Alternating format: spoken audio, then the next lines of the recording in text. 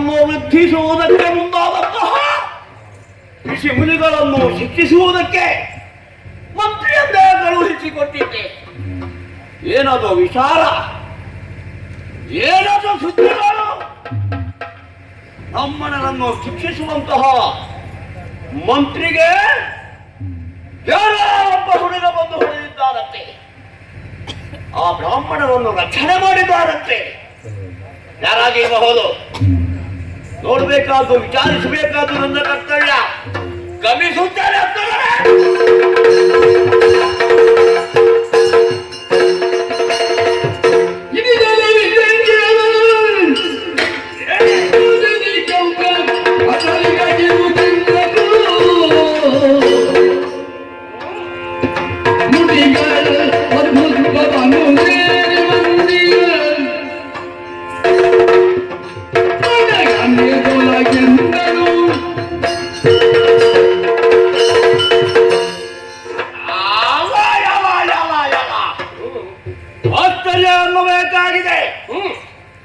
ನಮ್ಮ ರಮಣೆಯೊಳಗಿದ್ದಂತಹ ನನಗೆ ಸಿಕ್ಕಿದ ವಿಚಾರ.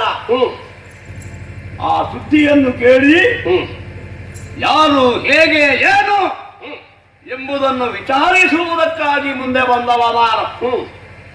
ಎಲ್ಲ ಚೋಟುದ್ದ ಇದ್ದೀಯ, ನನ್ನ ಮಂತ್ರಿಗಳಿಗೆ ಹೊರಗಿದ್ದೀಯ ಎಂಬುದನ್ನು ತಿಳಿದಿದ್ದೇನೆ. ಅದೂ ಅಲ್ಲ, ಆ ಬ್ರಾಹ್ಮಣರನ್ನು ರಕ್ಷಣೆ ಮಾಡಿದ್ದೀಯಂತೆ. ಹೌದು. ಯಾರೋ ಯಾರೋ ಆ ಬ್ರಾಹ್ಮಣರಿಗೂ ನಿನಗೂ ಇದ್ದಂತಹ ಸಂಬಂಧ ಏನು? ಈ ಸಂದರ್ಭದಲ್ಲಿಯೇ ನನಗೆ ವಿರೋಧವಾಗಿ ನೀನು ವರ್ತಿಸಬೇಕಿದ್ರೆ ನನ್ನಲ್ಲಿರುವಂತಹ ವಿರೋಧವೇನು ಎಲ್ಲವನ್ನೂ ಹೇಳು. ಆ ಬ್ರಾಹ್ಮಣರ ತಂದೆಯೋ ಅಲ್ಲ, ಬ್ರಾಹ್ಮಣರು ನಿನ್ನ ಅಣ್ಣರೋ ಅಣ್ಣಂದಿರೋ ಅಲ್ಲ, ನೀನು ಅವರಿಗೆ ಕುಟುಂಬಿಕರು. ಏನು, ಎಲ್ಲಿ, ಹೇಗೆ, ಇಳಿದು ಬಾಂಧವ್ಯ. ಅಯ್ಯ, ಶ್ರೀ ಜಯ ನಿವಾಸ ಎಲ್ಲಿ ಎಲ್ಲಿ ತ್ರಿಜಗ ನಿವಾಸ ಕಾಣಿದು ತಿರುಪತಿ ಮೌನಿ ಮಾರ್ಗೆ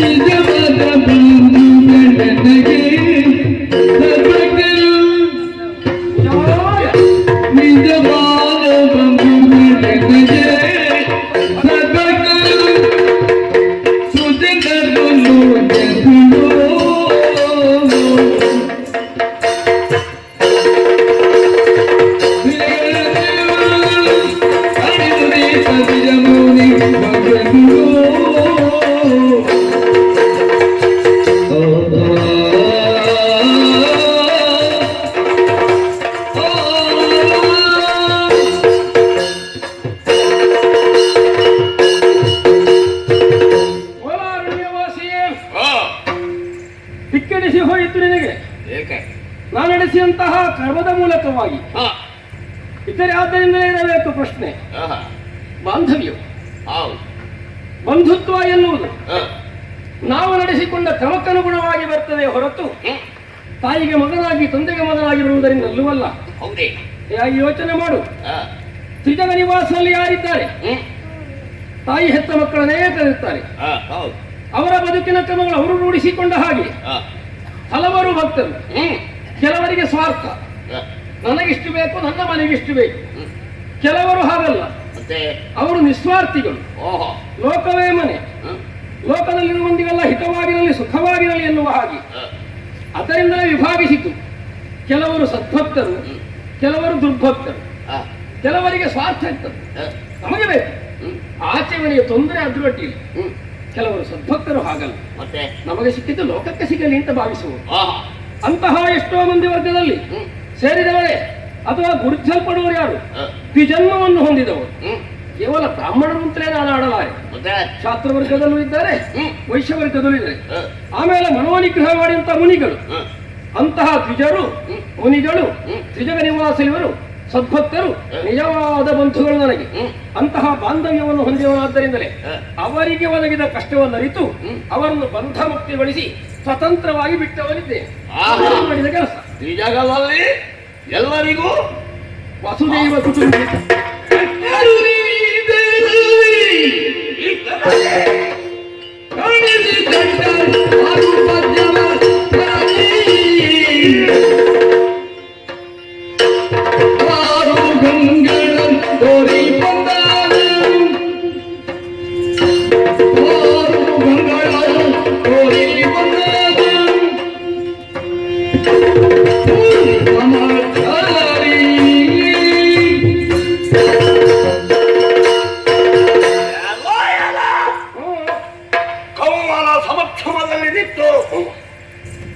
ಪ್ರಶ್ನೆಗೆ ಸರಿಯಾದ ಉತ್ತರವನ್ನು ಕೊಡುವುದಕ್ಕಾಗಿ ಎದೆಯೊಡ್ಡಿ ಧೈರ್ಯದಿಂದ ಮಾತುಗಳನ್ನಾಡುತ್ತಾ ಇದ್ದೀಯಲ್ಲ. ಹೌದು, ಇಷ್ಟರವರೆಗೆ ನಿನ್ನನ್ನು ನಾನು ನೋಡಿದವಲ್ಲ. ಸರಿ, ಇಲ್ಲಿ ಮಾತ್ರ ಅಲ್ಲ, 3 ಲೋಕದಲ್ಲಿಯೂ ನಿನ್ನಂತಹ ವ್ಯಕ್ತಿನೆಲ್ಲ ಸಮಕ್ಷಮಕ್ಕೆ ಬಂದದ್ದಿಲ್ಲ. ವಿಚಿತ್ರಕರವಾದ ಹುಡುಗ, ಎಲ್ಲರಿಗೂ ಒಂದು ಮುಖ, ನಿನಗ ಹಾಗಲ್ಲ. ಮತ್ತೆ 6 ಮುಖ, ತೋರುವ ಮುಖಗಳು 6 ಮುಖಗಳನ್ನು ಹೊತ್ತುಕೊಂಡು ಬಂದೆಯಲ್ಲ. ಅದುವೇ ಆಶ್ಚರ್ಯ ಆಗೋದು. ಯಾರೆಂಬುದನ್ನು ತಿಳಿದುಕೊಳ್ಳುವಂತಹ ಕುತೂಹಲವು ಮನದಲ್ಲಿ ಹೆಚ್ಚಾಗುತ್ತಾ ಇದೆ. ಎಲ್ಲಿಂದ ಬಂದೆ, ಯಾರು ನೀನು, ನಿನ್ನ ಹೆಸರೇನು, ಎಲ್ಲ ವಿಸ್ತರಿಸು. ನಿನಗೆ ಯುದ್ಧದ ಕಥೆ ಹೇಳುವುದ? ಯಾವ ಯುದ್ಧ?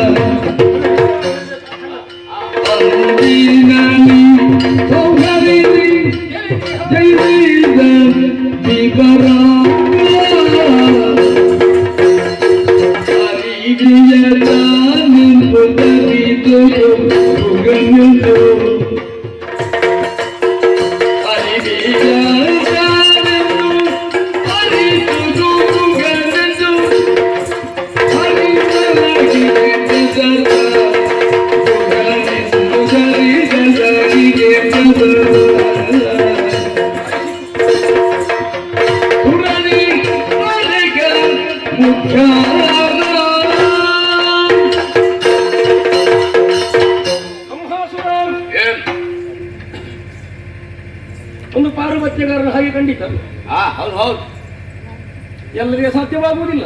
ಹೌದಾ? ನಮ್ಮ ಮನೆಯ ಮುಂಭಾಗದಲ್ಲಿ ನಮ್ಮ ನಂಕೆಯೊಳಗಿರಬೇಕಂತ ಕ್ಷೇತ್ರದಲ್ಲಿ ತಾನು ಓರ್ವನೇ ಬಂದು ಇಂತಹ ಒಂದು ಸಾಹಸವನ್ನು ಗೈದ ಅಂತಾದ್ರೆ ಅನ್ನುವುದು ನಿನಗೆ ಪ್ರಶ್ನೆಯಾದದ್ದು. ವಿಚಿತ್ರ. ನಾನಾಗಿ ಬಯಸಿದ್ದೆ ಯುದ್ಧ, ನಾನು ಬಯಸಲೇ ಇಲ್ಲ.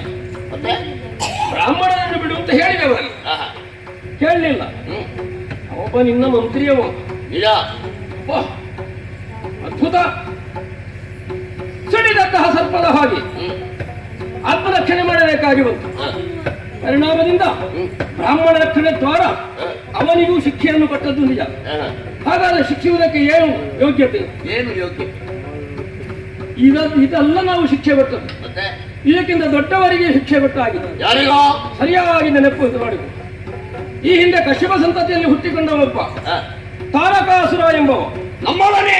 ಹೌದಾ? ನರಕಾಸುರ. ಹೊರಬಲಾನ್ವಿತನಾಗಿ ಉಪ್ಪಿದ ಕೊಬ್ಬಿದ ಸುರಲೋಕ ಕಂಟಕನಾಗಿರುವಂತಹ ಆತನನ್ನು ಅಂದಿನಲ್ಲಿ ನಡೆದ ಸಂಗ್ರಾಮದಲ್ಲಿ ಸಂಹರಿಸಿ ಕೇಳಿದ ವಿವರ ತುರದಿ ತಾರಕ ಮುಖ್ಯರ ತಾರಕನನ್ನು ಮಾತ್ರ ಅಲ್ಲ, ಅವನಿಗೊಬ್ಬ ಅಣ್ಣ ಇದ್ದ ಶೂರ ಪದ್ಮಾಖ್ಯ ಅಂತ ವೀರಮಾಹೇಂದ್ರಪುರವನ್ನು ಆಳಿಕೊಂಡಿದ್ದವ. ಅವನನ್ನು ಕೊಂದವ ನಾನಿ. ಹೌದಪ್ಪ, ಸಂಹರಿಸಿದವನಾನು. ಕಾರಣ ಏನು? ಲೋಕ ವಿರೋಧವಾದ ಕರ್ಮವನ್ನು ಆಚರಿಸಿದ. ಆ ವಿಷಯ ನಿನಗೆ ಮರೆತದ್ದಿದ್ದರೆ ಅರಿತುಕೋ ಮರೆತರೆ ಕುಹನೆಂದೇ ನನ್ನ ಹೆಸರು. ಹುಟ್ಟಿನ ಹಿನ್ನೆಲೆ ಹಾಗೆ, ಆದ್ದರಿಂದ ಒಂದು ಗುಹ್ಯತಮವಾದಂತಹ ಹೆಸರು ಕುಹ ಎನ್ನುವ ಹಾಗೆ ತಂದೆ ತಾಯಿಗಳು ಇಟ್ಟ ಹೆಸರು.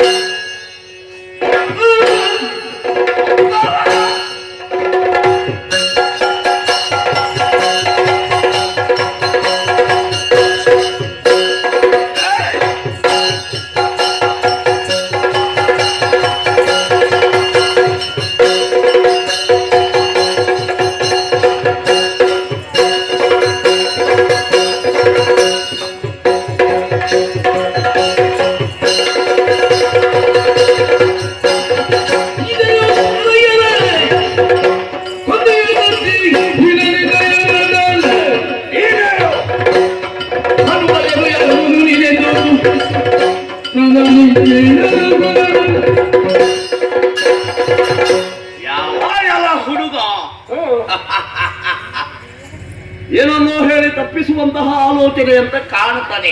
ಯಾಕೆ ಹಾಗೆ ತೀರ್ಮಾನಿಸಿ? ತಾರಕನೆಂಬವನ ಕೊಂದವ. ನೋಡುವಾಗ ನಂಬುವುದಕ್ಕೆ ಆಗೋದಿಲ್ಲ. ಯಾಕೆ? ನಿನ್ನಂತಹ ಹುಡುಗರು ತನ್ನದ್ದಾದಂತಹ ದೊಡ್ಡಸ್ತಿಗೆಯನ್ನು ಪ್ರದರ್ಶನ ಮಾಡುವುದಕ್ಕೆ ಬೇಕಾಗಿ ಯಾರು ಯಾರ ಹೆಸರನ್ನು ಹೇಳಿ ತನ್ನ ಕರ್ತವ್ಯವನ್ನು ನಿಭಾಯಿಸುವುದಕ್ಕೆ ಮುಂದಾದವರಿದ್ದಾರೆ. ಅದನ್ನೆಲ್ಲ ನಂಬುವ ನಾನಲ್ಲ. ನಿನ್ನಿಂದ ಅಂತಹ ಕಾರ್ಯವನ್ನು ಮಾಡುವುದಕ್ಕೆ ಸಾಧ್ಯವಿದೆ. ಆಗುದಿಲ್ಲ. ಗುಹ್ಯವಾದ ಹೆಸರು ಹೆಸರನ್ನಿಟ್ಟುಕೊಂಡಿದ್ದೀಯ. ಜನ್ಮವು ಹಾಗೆ ಅಂತ ಹೇಗೆ ಇರಲಿ. ಆದರೆ ನಿನ್ನ ಈ ಮಾತುಗಳನ್ನು ನಂಬುವ ಈ ಗವಾಸುರ ಯಾವತ್ತೂ ಕೂಡ ಅಲ್ಲ. ಆದರೆ ಒಂದು ವಿಷಯ, ಆರು ಮುಖ ಉಂಟಲ್ಲ, ಆದ್ದರಿಂದ ಪೂರ್ಣವಾದ ನಿನ್ನ ಪರಿಚಯ ಅದು ನನಗೆ ಬೇಕು. ನಿಜವಾದ ನಿನ್ನ ಹೆಸರು ಅದು ಬೇಕು. ನಿನ್ನ ಅಪ್ಪಮ್ಮ ಯಾರು ಅದನ್ನು ನಾನು ತಿಳಿಯಬೇಕು. ನಿನ್ನ ಅಣ್ಣ ತಮ್ಮಂದಿರು ಅದು ಕೂಡ ನನಗೆ ಬೇಕು. ಈ ಎಲ್ಲ ವಿಷಯವನ್ನು ಕೂಡ ಸ್ಪಷ್ಟವಾಗಿ ನನ್ನ ಮುಂದೆ ಹೇಳಬೇಕು. ಇಷ್ಟು ಸಮಾಧಾನಕ್ಕೆ ಬಂದು ನೀನು ಪ್ರಶ್ನಿಸುತ್ತಿರುವುದಲ್ಲ. ಹಾಗಾದ್ರೆ ಶಕ್ತಿ ಇಟ್ಟು ಕೇಳ್ತಿದ್ದಾರೆ. ಹೇಳು. ಕೇಳಯ್ಯ ಹೇಳಯ್ಯ. ಹೇಳಯ್ಯ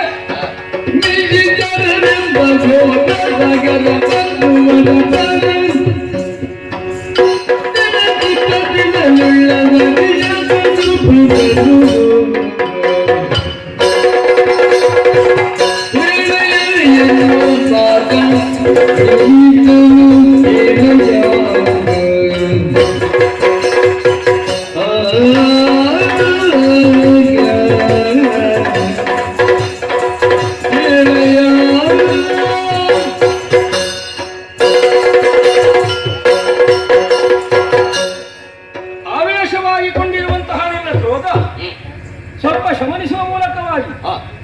ನನ್ನ ವಿಶೇಷವನ್ನು ಕೊಂಡು ಸಾವನವರ ವಿಷಯ ಸಂಗ್ರಹಕ್ಕಾಗಿ ಹೊರಟ ಹಾಗುಂಟು ನೀನು. ಹ. ಅಯ್ಯ, ಏನು? ತಾರಕರನ್ನು ಕೊಂದಿದ್ದೇನೆ ಹ. ಎನ್ನುವಲ್ಲಿಗೆ ಹ. ನೀ ಮನುಷ್ಯನು ತಾಳದಿ. ಹ. ಅವನು ಬುದ್ಧಿ ಇದ್ದವಲ್ಲ, ಹೌದಾ? ಬುದ್ಧಿ ಶೂನ್ಯ ತಾರಕ. ಲಾಜಲ್ಲ. ಅವನು ಕೊಂದಿದ್ದೆ. ಹ. ನಿನಗ ಹದವಾದ ಎಚ್ಚರಿಕೆ ಕೊಟ್ಟದ್ದು ಯಾಕೆ? ಯಾಕೆ? ನೀ ಬುದ್ಧಿ ಇದ್ದವನಾಗಿ ವ್ಯವಹರಿಸು. ಆಹಾ. ನಿನ್ನ ಸಾವನ್ನು ನೀನಾಗಿ ಸ್ವೀಕರಿಸಿಕೊಳ್ಳುವುದಕ್ಕೆ ಹೋಗಬೇಡ ಹ. ಎನ್ನುವುದು ರಸವಾದ ಎಚ್ಚರಿಕೆ ನಿನಗೆ ಹ. ಹೇಳಿದೆಯಲ್ಲ. ಯಾರು ಏನು ಹ್ಮ್.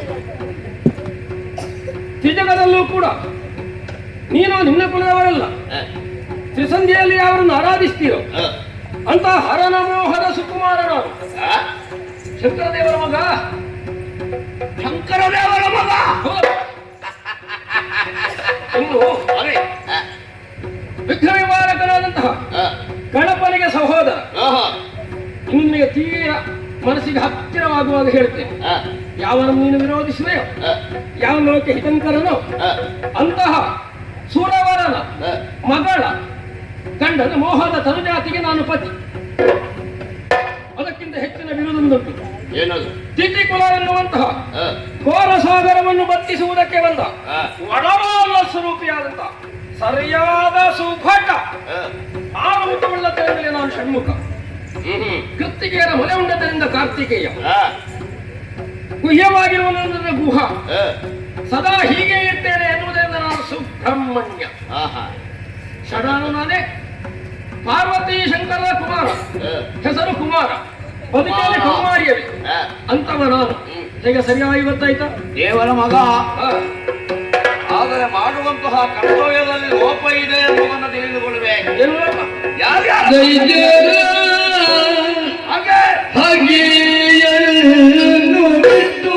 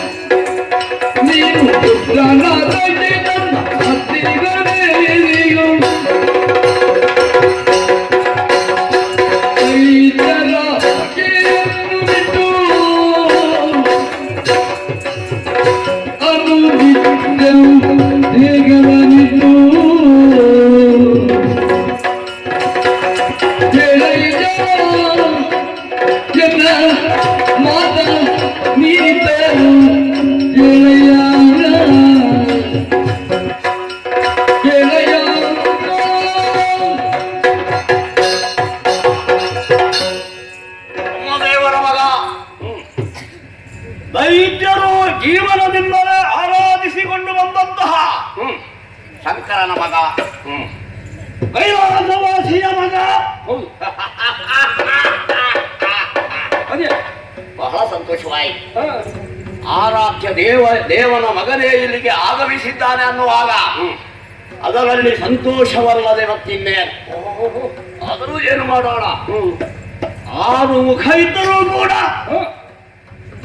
ತಲೆಯಲ್ಲಿ ಮೆದುಳು ಇಲ್ಲದ ಆ ರೀತಿ ವರ್ತಿಸಿದ್ದಿ ಎಂಬುದೇ ಇಲ್ಲಿ ಸತ್ಯವಾಗುತ್ತದೆ. ನಿನಗೆ ಹೇಗೆ ಹಾಗಾಯಿತು? ಅನುಮಾನ ಹ. ಈಶ್ವರ ದೇವರು ಹೇಳಿ ಕಳುಹಿಸುವುದಕ್ಕೆ ಸಾಧ್ಯವಿಲ್ಲ. ದೇವರ ಮಗನಾದ ನೀನು ನಮ್ಮನ್ನು ಶಿಕ್ಷಿಸುವುದಕ್ಕೆ ಮುಂದಾಗುವಂತಹ ಪರಿಸ್ಥಿತಿಯಲ್ಲಿ ಇಲ್ಲ. ಸರಿ. ಯಾಕೆ ಯಾಕೆ? ನಿನ್ನನ್ನು ಕೂಡ ನಾವೆಲ್ಲ ನಂಬುವವರೇ. ಹ. ಆದರೆ ಯಾಕೆ ಬಂದೆ? ಆ ಇಂದ್ರಾದಿ ದೇವತೆಗಳಿದ್ದಾರಲ್ಲ, ನಮ್ಮ ವೈರಿಗಳು, ಏನೋ ಕುತಂತ್ರದಿಂದ ಅಂತೂ ದೇವೇಂದ್ರ ನಿನ್ನ ಮಾವ ಬೇಡದ ಮಾತುಗಳನ್ನೆಲ್ಲ ಹೇಳಿ ನಿನ್ನ ತಲೆಯೊಳಗೆ ತುಂಬಿಸಿ ನಮ್ಮನ್ನು ವಿರೋಧಿಸುವುದಕ್ಕೆ ಬೇಕಾಗಿ ಆತನೇನೋ ಕುತಂತ್ರವನ್ನು ಮಾಡಿದ್ದಾನೆ ಎಂಬುದನ್ನು ಈ ಸಂದರ್ಭದಲ್ಲಿ ನಾನು ತಿಳಿದುಕೊಂಡಿದ್ದೇನೆ. ಬೇಡ, ಆತನ ಮಾತುಗಳನ್ನೆಲ್ಲ ಕೇಳಬೇಡ. ಮತ್ತೆ ಸೇನಾನಿಯಾಗಿರಬಹುದು, ಅವನ ಅಳಿಯನಾಗಿರಬಹುದು, ಆದರೆ ಭಕ್ತರಿಗೆ ನೀನು ದೇವನೂ ಹೌದು, ತಂದೆಯೂ ಹೌದು. ಸರಿ. ಆದ್ದರಿಂದ ಭಕ್ತಾದಿಗಳು ನಿನ್ನನ್ನು ಯಾವ ರೀತಿ ನಂಬುತ್ತಾರೋ ಅವರಿಗೆ ಯಾವತ್ತೂ ಕೂಡ ಅನುಗ್ರಹವನ್ನು ಮಾಡಬೇಕು. ಇನ್ನು ದೇವಲೋಕಕ್ಕೆ ನೀನು ಹೋಗುವುದು ಬೇಡ. ಮತ್ತೆ ಹೋದರೂ ನನ್ನ ಅಭ್ಯಂತರ ಇಲ್ಲ. ಯಾಕಂದ್ರೆ ಅಲ್ಲಿಯೂ ಕೂಡ ನನ್ನದೇ ಅಧಿಕಾರ. ನೀನು ಇಲ್ಲಿಯೇ ನಿಲ್ಲಬೇಕು. ಇತ್ತು ಪರಮೇಶ್ವರನ ಆರಾಧ್ಯಾಲಯಗಳಿವೆ. ಅದರ ಬದಿಯಲ್ಲಿ ನಿನಗೂ ಕೂಡ ಒಂದೊಂದು ಮಂದಿರ ನಿರ್ಮಾಣ, ಅಲ್ಲಿ ನಿನ್ನನ್ನು ಪ್ರತಿಷ್ಠಾಪಿಸುವುದು. ಶಿವನಿಗೆ ತ್ರಿಕಾಲ ಪೂಜೆ, ಬೇಕಾದ್ರೆ ನಿನಗೆ 1-2 ಸಲ ಪೂಜೆ ಹೆಚ್ಚು. 6 ತಲೆ ಉಂಟಲ್ಲ, 6 ಸಲ ದಿವಸಕ್ಕೆ ನಿನಗೆ ಅಭಿಷೇಕ. ಅದಕ್ಕೆಲ್ಲ ನಾನು ವ್ಯವಸ್ಥೆಯನ್ನು ಮಾಡುತ್ತೇನೆ. ಸುಮ್ಮನೆ ಒಂದು ನಮ್ಮಂತಹ ಭಕ್ತರಿಗೆ ಹಿಂಸೆ ಕೊಡುವುದು ಸರಿಯಲ್ಲ. ಈಗ ನಾನು ಪೂಜೆಗಾಗಿ ನೀನು ನಿಮ್ಮಲ್ಲಿ ಸ್ನೇಹ ಬಿಟ್ಟು ಬರಬೇಕು. ಅವನಲ್ಲಿ ಸ್ನೇಹ ಬಿಟ್ಟು ನಮ್ಮಲ್ಲಿಗೆ ಬರಬೇಕು. ಆ ದೇವತೆಗಳ ಇಲ್ಲಿ ನಾವು ಪೂಜಿಸುವಂತ ಪೂಜೆಯನ್ನು ಕೈಗೊಂಡು ಪ್ರಸನ್ನತೆಯನ್ನು ಪಡೆದು ನಮಗೆ ಆಶೀರ್ವಾದವನ್ನು ಮಾಡಬೇಕು. ಬಲವತ್ತು ಕುಲದೈವ ಕೃತ್ತಿವಾಸ ಅವನ ಪುತ್ರನು ನಾನು, ಪುತ್ರನು ನೀನು. ಹತ್ತಿರ ನೆಲೆಸಿತು. ನಿಮ್ಮ ಹತ್ತಿರವೇ ಬೇಕು, ಹತ್ತಿರ ಬೇಕು. ಇನ್ನ ಕೂಳ ಬುದ್ಧಿ ಇಡುವುದಿಲ್ಲ. ಯಾವುದಾದ್ರು ಹುಡುಗಳೆಲ್ಲ ನಿಮ್ಮೊಳೆಲ್ಲ ನಿಮ್ಮ ಮನೆಯಲ್ಲಿ ಹೇಗಲಾಡಲು ಬಂದಾಗಲೆಲ್ಲ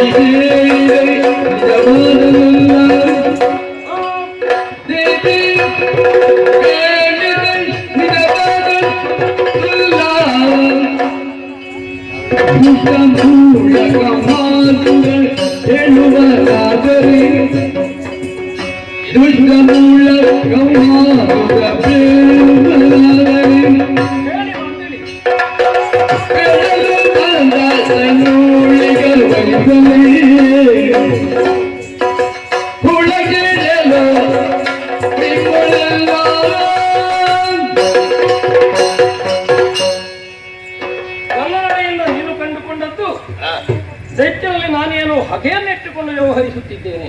ಹಾಗೆ ಶಿವನೇ, ನನಗೆ ಯಾಕೆ ಹಾಗೆ? ದೇವತ್ವ ಯಾರನ್ನೂ ವಿರೋಧಿಸುವುದಿಲ್ಲ, ಎಲ್ಲರಲ್ಲೂ ಸಮಾನವಾದಂತಹ ದೃಷ್ಟಿಯನ್ನು ಇರಿಸಿಕೊಡುತ್ತದೆ. ವಿರೋಧವನ್ನು ಕಟ್ಟಿಕೊಳ್ಳುವವರು ಯಾರು? ನಂಬುವುದು. ಸನ್ಮಾರ್ಗಾವಲಂಬಿಗಳಾಗಿರುವ ಕಾಲಕ್ಕೆ ಯಾರಿಗೆ ವಿರೋಧವಿರ್ತದೆ?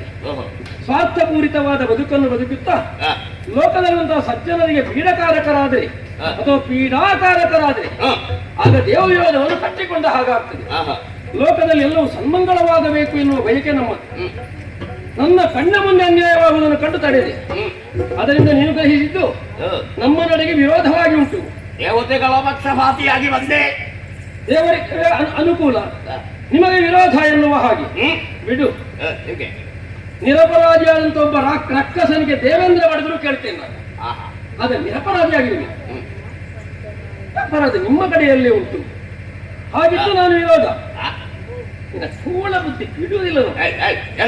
ಕೂಳ ಬುದ್ಧಿ ನಿನ್ನ ಮನೆಯ ಅಂಗಳ ನಮ್ಮ ಹೇಳಿಕೆ ನಮ್ಮ ಸ್ವಾಮ್ಯಕ್ಕೆ ವಿರೋಧವಾಯಿತು, ಬ್ರಾಹ್ಮಣರನ್ನು ಬಿಡಿಸಿದ ಎನ್ನುವಕ್ಕೆ ಏನು ಸ್ಥಿತಿಗುಣಕ್ಕೆ ವಿರೋಧವನ್ನು ಮಾಡ್ತಾನೋ ಅದಕ್ಕೆ ಪೂರಕವಾದ ತಾರಕಾದಿಗಳ ಕಥೆ ಹೇಳಿದ್ದು ಎಲ್ಲ ಕೊಂಡಿ ಸೇರಿಸಿ ಹಾಗೆ ಉಂಟು ಹೇಗೆ ಹುಡುಗ ಅನ್ನುವ ಹಾಗೆ ಮಾತನಾಡಲಿಕ್ಕೆ ಹೊರಟೆ.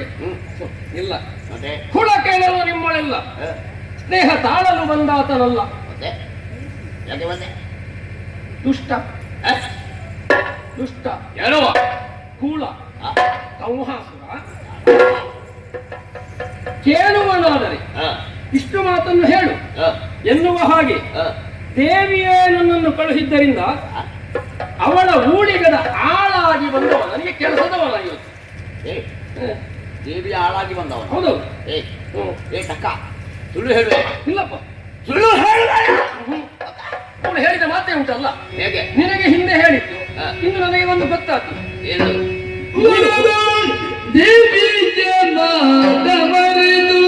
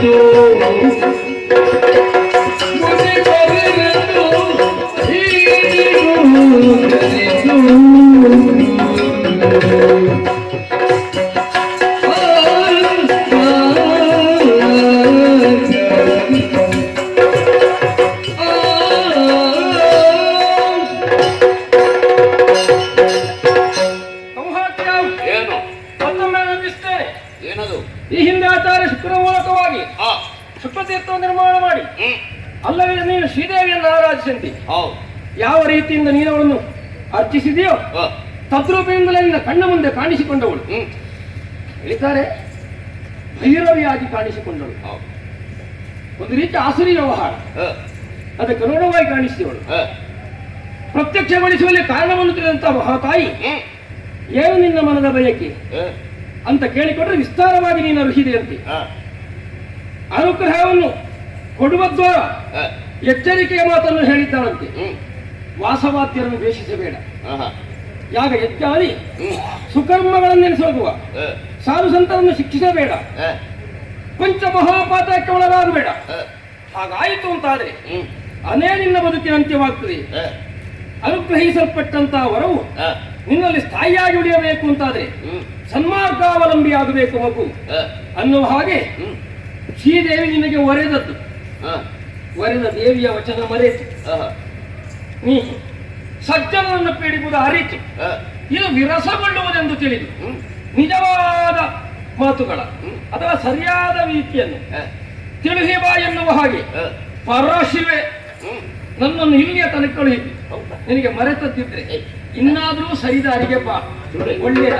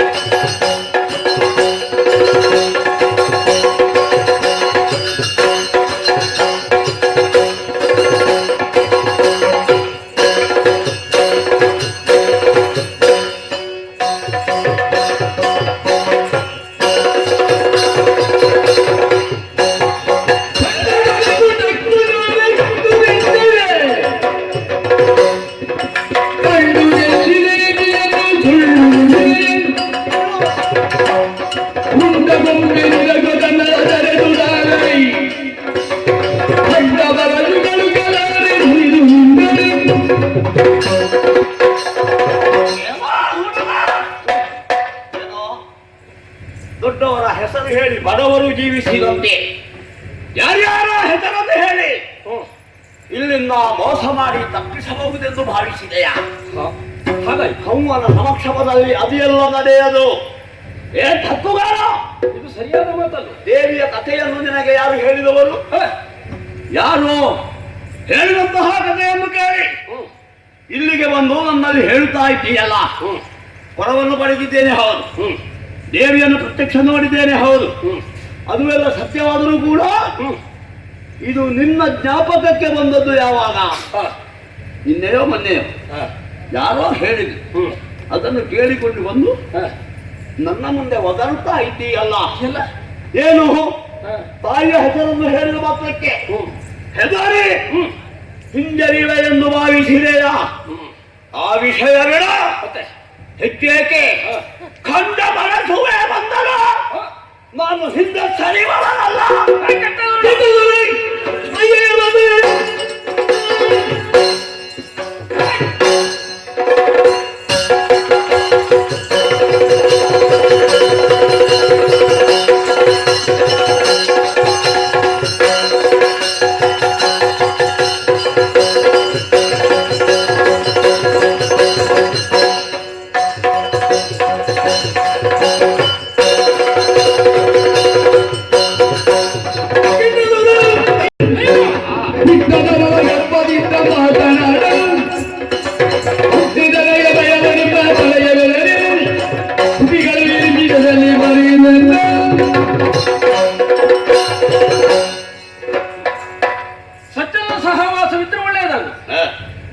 ನೀನು ಸ್ವಲ್ಪ ಕೆಟ್ಟದ್ದಲ್ಲ, ಕೆಟ್ಟು ದುರುಳ ಅಲ್ಲ. ನೀನು ಮತ್ತೆ ಕೆಟ್ಟ ದುರುಳ. ಹೇಗೋ ಬಾಯಿಗೆ ಬಂದ ಹಾಗೆ ಮಾತನಾಡಬೇಕಾಗಿದೆ. ಇದ್ದದನ್ನು ಹೇಳ್ತೇನೆ. ನಿನ್ನ ಜೀವಿತದಂತ ಸತ್ಯಗಳೇನು? ಅಕಾರದಿಂದ ಜಕಾರ ತನಕ ನಾನು ಆಡಿದ್ದೆ ಅಂದ್ರೆ ನಾನೆಷ್ಟು ಪ್ರತ್ಯಕ್ಷದರ್ಶಿ. ನನ್ನ ಅನುಭವ ಏನು, ಅದರ ಹಿನ್ನೆಲೆ ದೇವತ್ವ ಇರಬೇಕು ಎನ್ನುವುದನ್ನು ಮನಗಾಣಬೇಕಾದ ನೀನು ಶಂಕರನ ಮಗ ಅಂದ್ರೆ ಪೂಜೆ. ಹೌದು, ಮಗ ಅಂದ್ರೆ ಪೂಜೆ.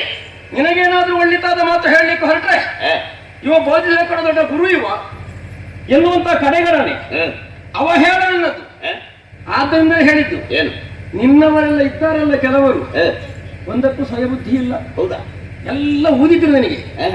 ಅವರ ತುತ್ತೂರಿ ಬಲ ಇತ್ತು, ನಿನ್ನ ಕಿವಿ ಹಿತ್ತಳೆ ಆಗಿದೆ. ಅವ್ರು ಹೇಳಿದ್ದಕ್ಕೆಲ್ಲ ಕುಣಿದೆ.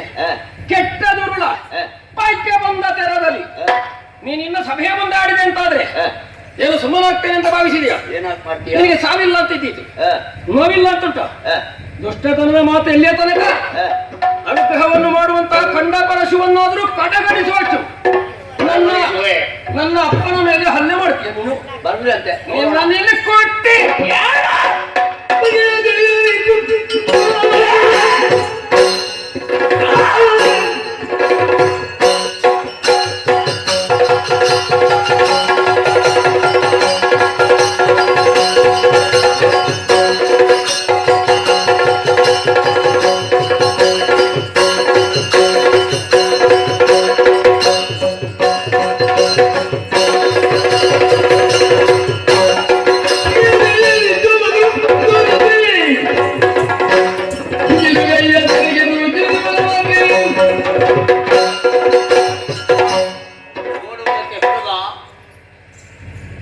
ಗಿರಿಪಾಠದಂತೆ ಏನೆಲ್ಲ ಹೇಳ್ತಾನೆ ಎಂಬುದನ್ನು ಕೇಳುವ ಎಂಬ ಉದ್ದೇಶದಿಂದ ತಲುಗೆಯಿಂದ ಸುಮ್ಮನೆ ಕುಳಿತರೆ ತಲೆಯ ಮೇಲೆ ಕೈ ಹಾಕುವುದಕ್ಕೆ ಮುಂದಾಗುತ್ತಾ ಇದ್ದಾನಲ್ಲ, ಅದು ಕೂಡ ಕೌವನನ್ನು ನೆನಪುವುದಕ್ಕೆ ಮುಂದಾದವ.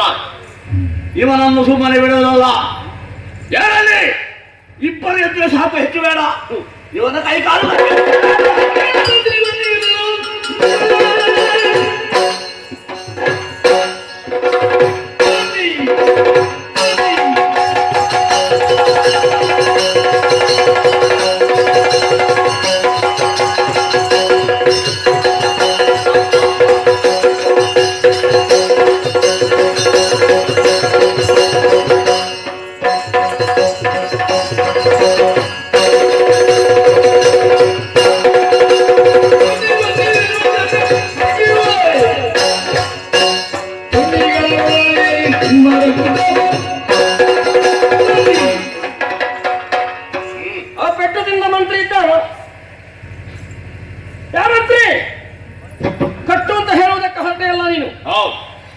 ಬರಲಿ, ಆಹಾ.